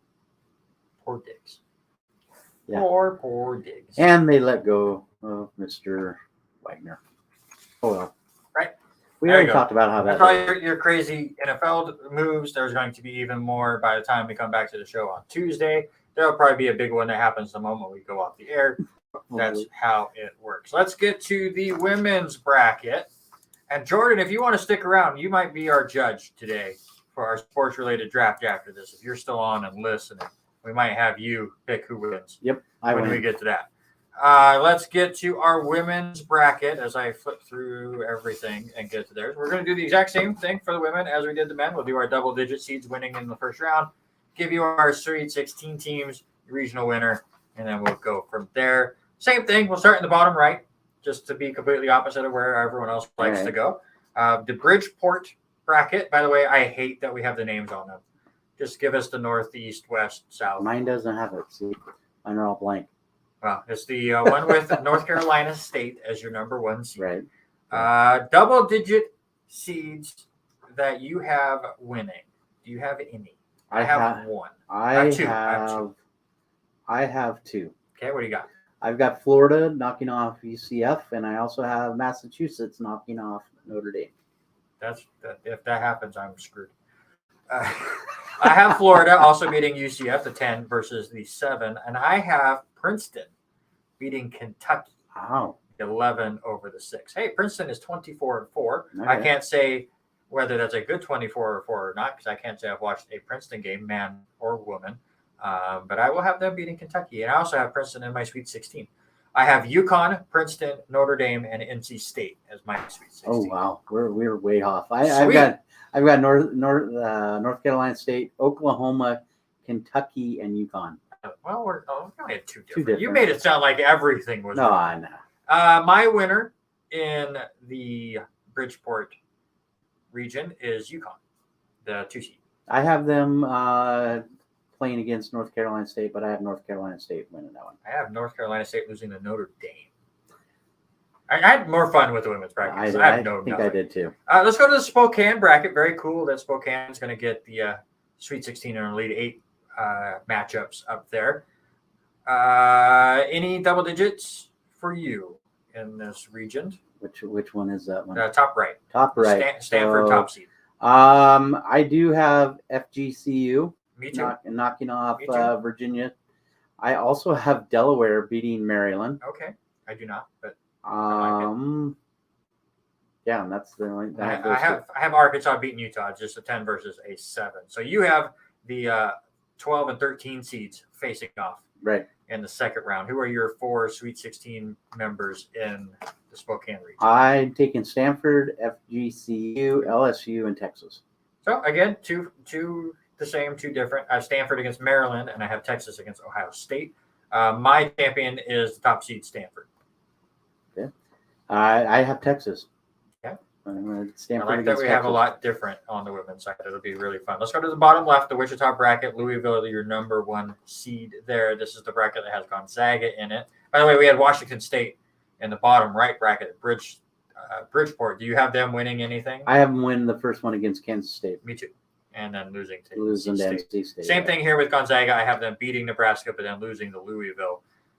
Double-digit seeds to win. I have, again, the 10 over the 7. South Dakota over Ole Miss. That's it. I have Belmont winning over Jason Belmont? Yeah, and then I also have South Dakota over Ole Miss. Okay. My Sweet 16, Louisville, Oregon, BYU, and Baylor. A couple different, again, I have Gonzaga beating Louisville. And so I've got Gonzaga going against Tennessee, Okay. BYU, and Baylor. All right. Who's your champion? I'm pulling Baylor out. Gonzaga loses to Tennessee. I've got Baylor and Tennessee in that. I have Louisville beating Baylor to go to my Final Four. Then the final one, Greensboro, the top left of the bracket, South Carolina, the top seed there. As far as double-digit seeds, nothing. I went straight chalk in this one. What do you got? I'm going to take. I really don't have anybody. I have. It's coming down to South. Yeah, I've got South Carolina, Arizona, and Georgia. I do have Georgia moving on into that final 8, and Iowa. So I don't have any upsets. Wow, it's the exact same 4 as me. South Carolina, Arizona, Georgia, Iowa. Who's your winner? South Carolina. Over who? Over Iowa. Do we have the exact same top left bracket? Do you have Miami over South Florida? No. You have South Florida over Miami? That's our only different in the Greensboro bracket? Let's see. I have it's an 8-9 matchup. Yeah, I have South Florida. Yeah, that's our only game different then. Yep. All right. My Final Four, South Carolina, Louisville, Stanford, and UConn. We have one. 3 number 1 seeds and 1 2 seed. I have South Carolina over Stanford in the championship game. I have my Final Four. I've got Texas, North Carolina State, Baylor, and South Carolina. I have Texas losing to NC State, and then I have Baylor losing to South Carolina. South Carolina wins it all. So we have the same champion, but in a weird different way. Yeah. I think we've talked about them all. Every time we've talked about the women's side, South Carolina is the team. All right, let's get into it. Let's get to our sports-related draft again, Jordan. If you are hanging around, you are stuck as being our judge, as you're the only one that has commented in the last hour. So thank you for hanging out and listening to our football rant. But this week, last week was college basketball arenas, and you picked a non-college basketball arena and handed me the win. So it snapped your 2-week winning streak. Ryan Danner. It's all Danner's fault. This week, we're going to, in honor of the NCAA tournament, we always like to see the upsets. Let's get the biggest sports upset of all time. Any sport, doesn't matter. Give it away. I picked the topic. You get the first one. So, I mean, for me, it's got to be a no-brainer. And you weren't even around at that time, but it has to be a Miracle on Ice. I mean, when USA pulls off the 4-3 win, the Soviets were the 4-time defending gold medalists for the Olympics. They had won 5 of the last 6. Team USA happened to be the youngest team out there that year in 1980. But I think what makes that moment besides that was Al Michaels making the call. Do you believe in miracles? Well, yeah. I mean, and it was all about being against the Russians. That was during the Cold War time. So, yeah. How times have not changed. Yeah. For me, let's go with the sport that I don't watch a ton, but this was a big one. How about Buster Douglas beating Mike Tyson in a pay-per-view that was entitled Tyson is Back? And he was put on his back by Buster Douglas. This was such a big upset that Buster Douglas got a Sega Genesis boxing game named after him, where when you face him, he had like this whole metal head thing going on. It was a weird game. But 42-1 underdog was Buster Douglas against Mike Tyson, who was at that point undefeated. Mike Tyson going into that fight was 37-0 with 33 knockouts. Yeah. And Douglas went. I'm done with you. Here you go. There you go. So that is my first pick. What is your second pick? So I told you I flip-flop between the two, and I'm glad I went this way because you left them there, and I was never taking. And I was kind of thank you, Jordan, and I kind of agree with that. As Jordan now says that I close call, but have to go with Team USA. I agree. I can't. No brainer. Disagree. No brainer. For me, round 2. And a lot of people are going to say, really? But yeah, I have to say it was Super Bowl 42. The New York Giants were big dogs, a 12-point dog over New England, and come out with a win 17-14. And yes, everybody remembers that was the helmet catch with David Tyree. I think as much as he gets the accolades of making the catch, I think it was all Eli getting out and around to make the throw. So I think the other side is how much, the over-under on that was a 55 over-under. They didn't even make 31 points. So that just talked about the defense. And in that defense, the New York Giants sacked Tom Brady 5 times. So yeah, it was a great defensive game. The Giants had faced New England earlier in the regular season, kind of learned what to do and what not to do. I think the Patriots are a bit tight, trying to go 19-0 in that game. My detracting thought to this being one of the biggest upsets of all time is they did it again 2 years later. Right. And it just wasn't near as much. It wasn't near the right. But I think it kind of takes away from the first one. It was a big deal. It had that lucky element to it late in the game as well. But I mean, upset nonetheless. For me, I went back to the reason why I picked the topic.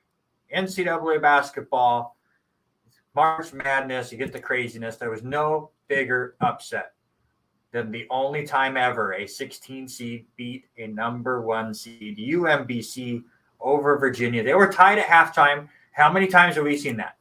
Where a 16 seed and a 1 seed are pretty close. Right. And then the 1 seed just comes out in the second half and blows them out. Well, there was a blowout, but it was by the 16 seed. They beat Virginia by 20 points in this game to be the first 16 seed ever to beat a number 1 seed and blew them off the floor. That was in, what year was that again? I'm trying to remember.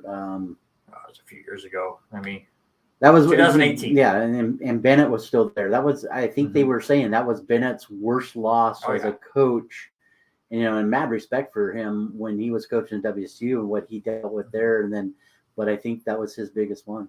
Yeah, 16 seeds were 0-135 before this game. Jarius Lyles with 28 points for the Retrievers. Just a wild Retrievers. One. Yes, love it. That was part of the trivia question that you had for me the other day. There you go. Jordan says, I get the second round. Wasn't surprised there. Now we get to the interesting one. I win. I don't know. Jordan, Jordan has to agree with me. But I felt like you kind of got a little upset that I went this way. I was not upset. I was shocked. No, because I knew you probably would. I was between the one I picked and the one that you picked. I was like you said with your pick with the Super Bowl one. I was hoping it would slip by. There was a couple other ones that I was like, well, maybe you would take. I just knew I had to take the UMBC one because that's other than Miracle on Ice. To me, UMBC is the best one. It's just Buster Douglas and Mike Tyson was another one that was absolutely shocking. And then when you let UMBC go by, I was like, I cannot let it go by one more time. But it makes sense. So go ahead. All right. So round number 3 has to be the biggest guarantee to ever happen. And your man, Joe Namath, were guaranteed that they were going to beat the Baltimore Colts in the Super Bowl. And what did they do? They end up beating the Colts 16-7 in Super Bowl 3. And the Colts were favored by 18 points. And to lose that one with the confidence from Joe Namath and coined the phrase. I mean, that was Broadway Joe. I mean, he was all about that one. So kind of a no-brainer to get that far there, and that's why I took him. So yes, I took your New York Jets. Yeah, the only time the Jets have won something, so that's an upset in itself. I'm going to go with one that, again, like the UMBC deal, had never happened before in the history of the sport. And this is where I think I can win. Because I do believe you barely beat me in the top one, because Miracle on Ice is iconic. I crushed you in the second round. I crushed you in the second round. The third round, I think it's closer than you think. And kind of pokes home a little bit to some of the people around here, possibly including Jordan. So we will get there. If Jordan was alive. I was just saying, let's ask Jordan. Jordan, I'm not sure how old Jordan is. We will find out in a second. But 1994 NBA playoffs, back when the first round was just 5 games instead of 7. Right. And an 8 seed had never beaten a 1 seed in the opening round. The Seattle Supersonics with Sean Kemp were this up-and-coming team, rolled through the regular season, were the number 1 seed. They win the first game against the Denver Nuggets, 106-82. Looks like, they're going to roll.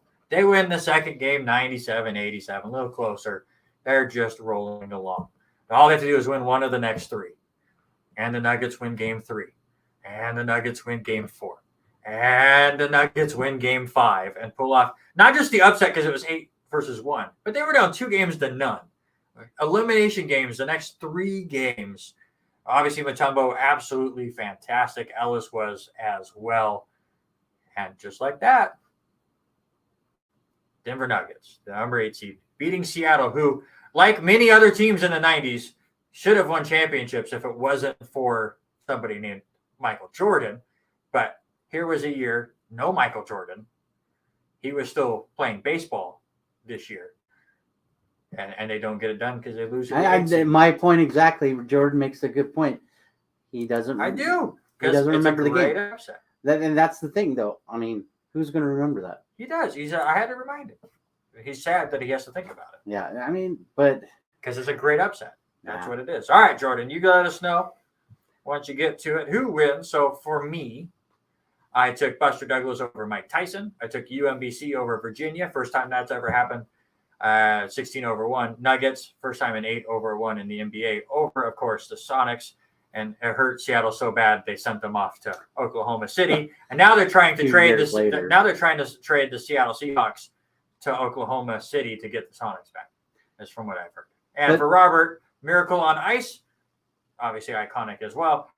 Super Bowl 42, the helmet catch Giants over the Patriots, and the guarantee Jets over the Colts.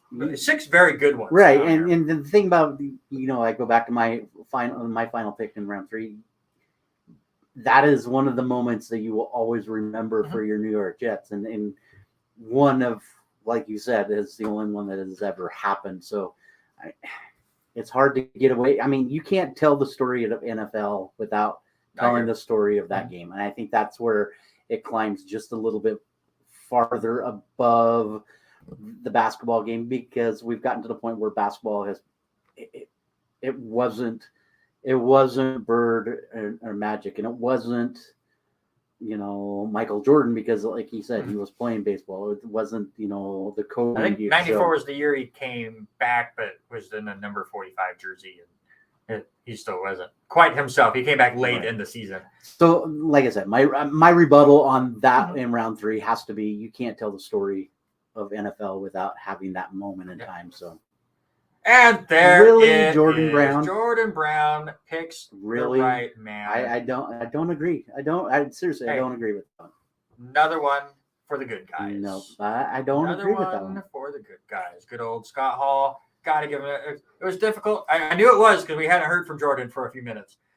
This was a good one. I think he must have went back and watched. The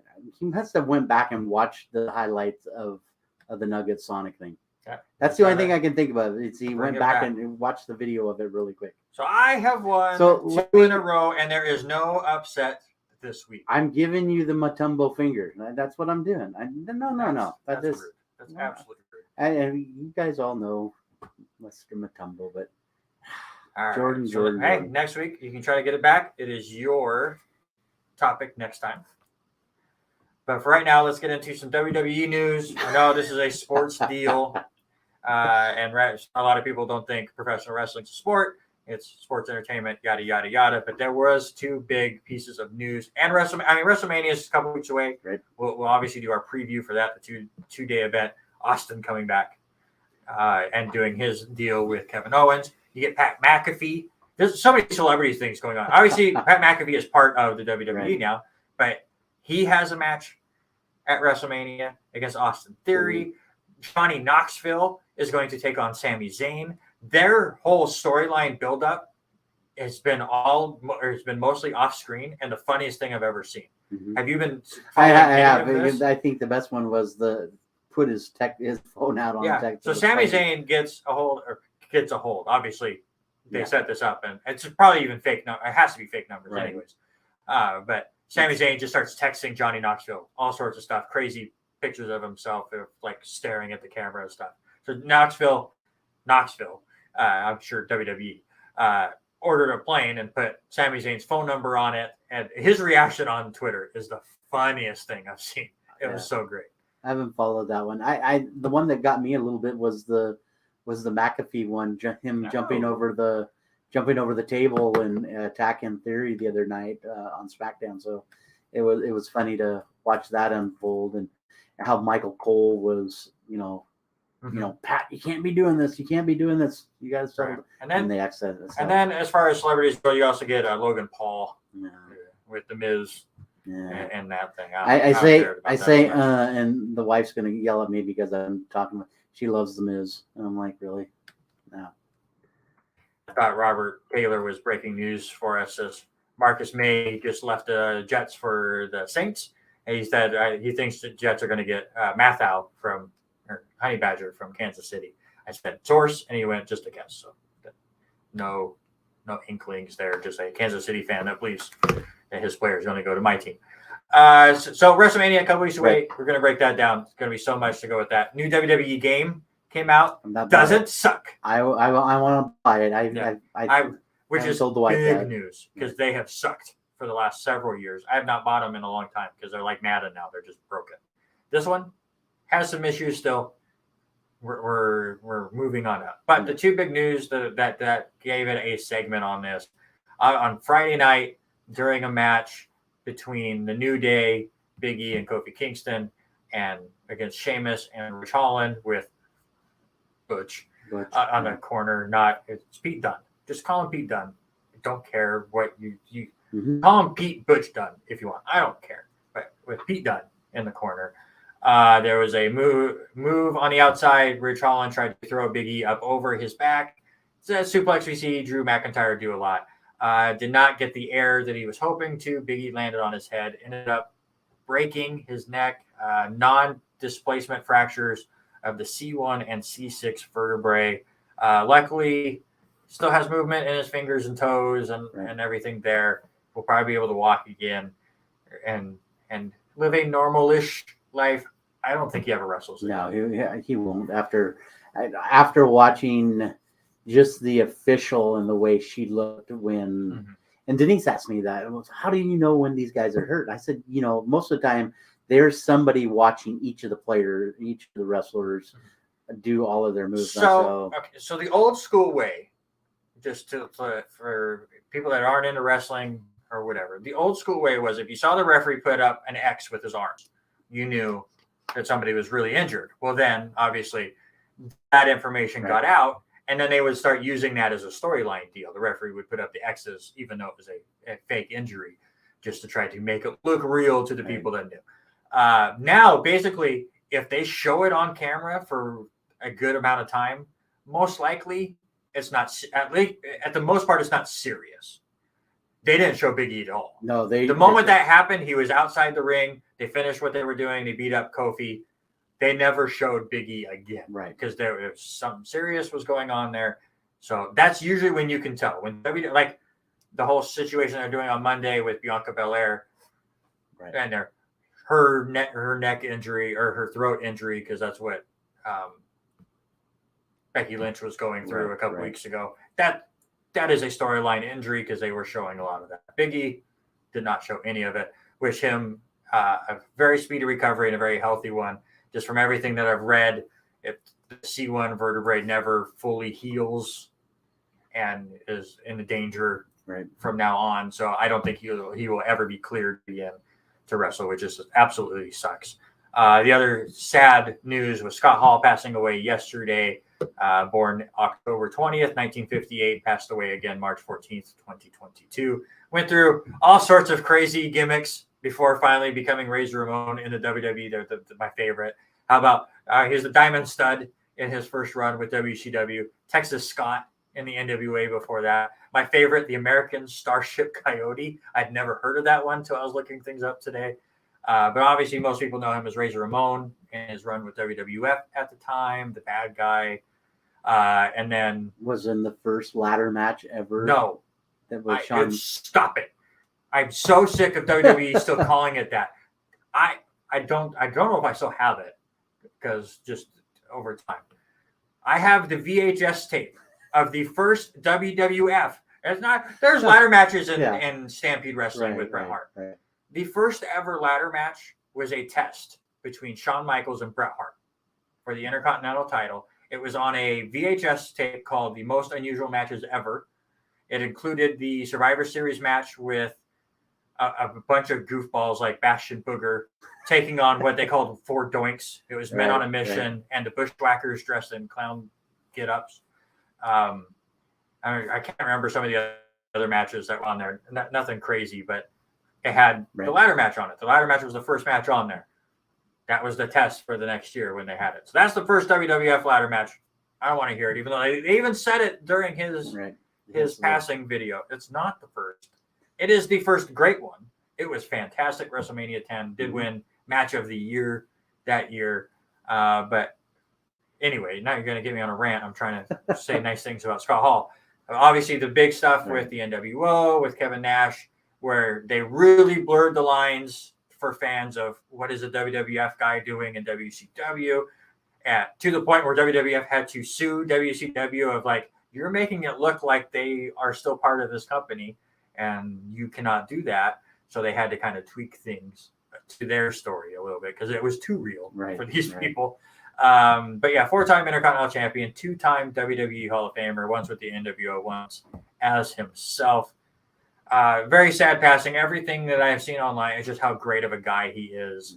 And the whole thing is like he played that cool character, but like backstage he was even cooler. And I think it was Kevin Nash who said, you can't fake being that cool. Right. And that's just who Scott Hall was. So he had his demon. We talked about at the beginning of the show. He has demons, a lot of drug problems in his career, a lot of alcohol issues, which derailed his career in WCW.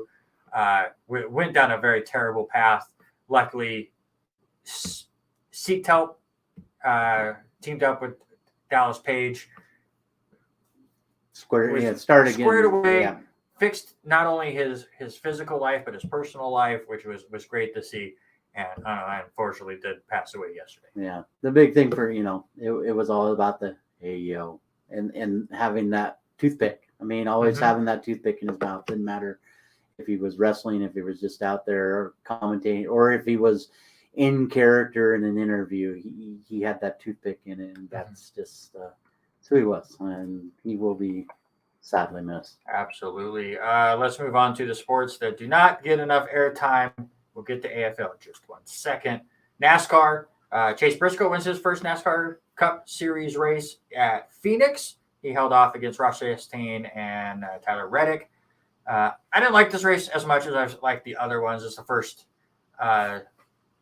next-gen car race that I have not liked so far. They go to Atlanta next week, which will be interesting because that's kind of turned into more of a super speedway now than the Atlanta that we knew and loved, where it was a tire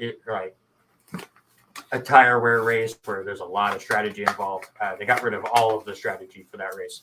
So we'll see how that goes. Yes, AFL is almost here. First game is in 5 hours, 18 minutes, and 7 seconds. They have a countdown on afl.com.au. The first game is Melbourne and Western. The Bulldogs, that is the team that our good friend Eric Watkins follows. Right. Again, that's 1:10 a.m. Pacific time, so I will not be watching that one live. No. I will be watching it on replay, getting myself ready. Again, for our teams, you're a Geelong Cat. I'm a Hawthorn Hawk. Hawthorn probably not going to have a good season. We will see. Geelong takes on Essendon Friday, 8:10 p.m. Pacific time, so decent time to be able to watch that. In Spokane, but I'm saying for other people, right. for you. And Hawthorn takes on North Melbourne Saturday at 7 p.m., which is a good time for me. I'll be at work, and I can watch it on the computer. There you go.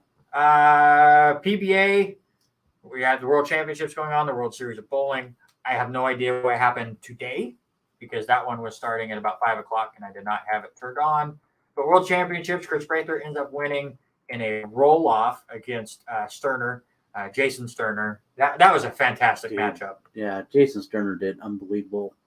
Rolled through the first game, 279, 244 over Jacob Buttriff, who could have easily won that one with a 244 lone left-hander, but Sterner was just in a groove. I mean, to beat the number one guy, Jason Belmonte, Tommy Jones, that was the only match that for me was just like, Tommy just did not look good. A couple splits.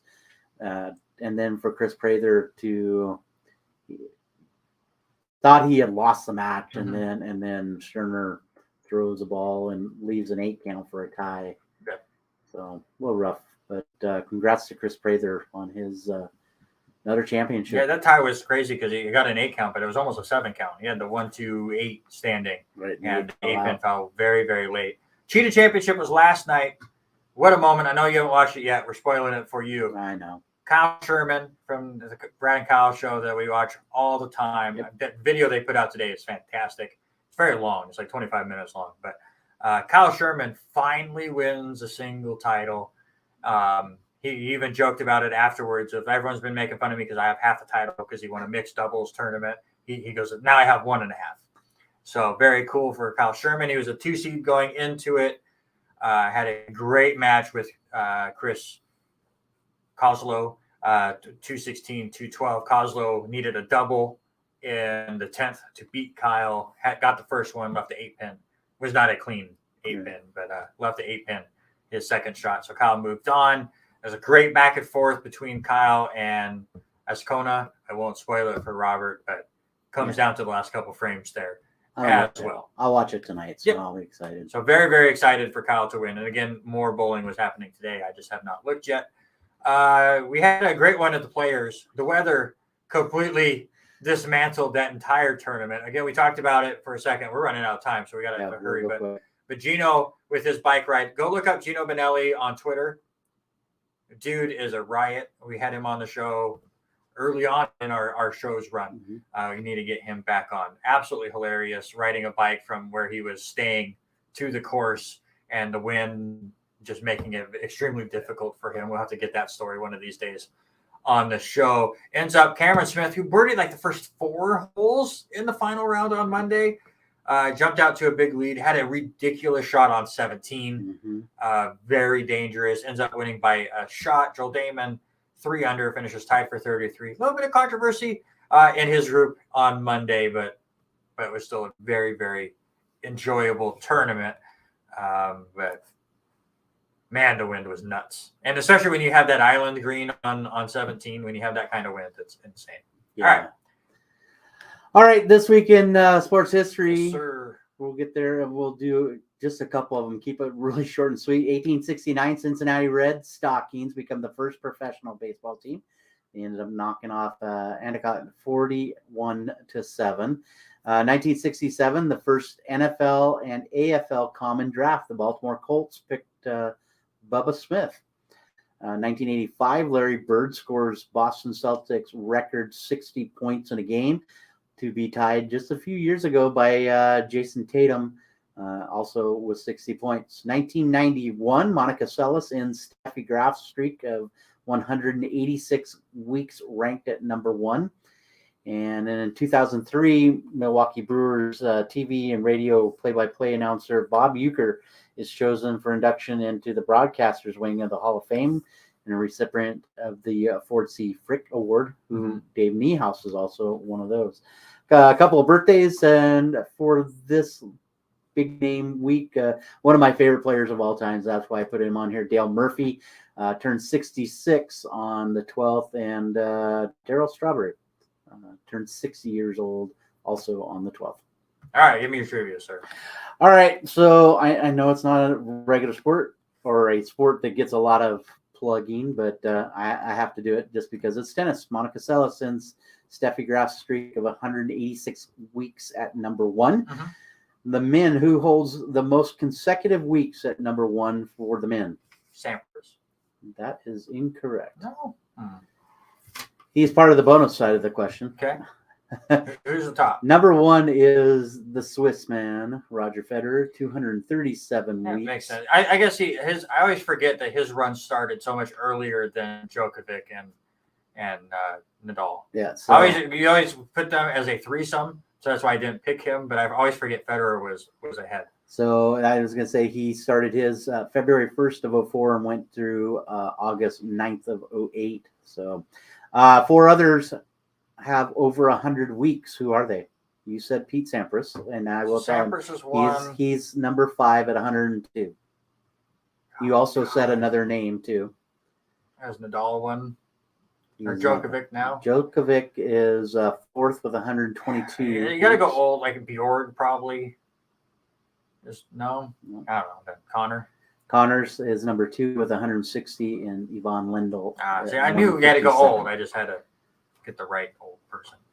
All right, that is going to do it for another jam-packed show of the R&R Sports Report. If you hung out with us, thank you so much. Jordan, thank you for being our judge this week and, of course, picking the correct winner. We applaud you for that. We may have a guest. We may not next week. Lots going on. And if things continue to go the way they are, we may just not have time. But we'd like to get more people on, as always. But this week, there was just zero chance. We cut things out, and we still easily hit this 2-hour mark. Enjoy your March Madness, your first 2 rounds of the NCAA tournament, the ending of the NAIA tournament. If you want to watch that, I know at least the championship game will be on ESPN3. I don't know on the whole Tuesday. Final Four. Yeah, that'll be on Tuesday. Yeah, so we will have that live as we're going. See if it matters for either of our brackets. So lots going on. Obviously, a lot more baseball, free agency, and trades are going to happen as they start doing their spring training games, and NFL is, in full swing. And I'm going to shout out one more time. Don't forget, friend of the show, Yes. Brian Mcilroy fights on Friday night up at Northern Quest at the Conquest of the Cage.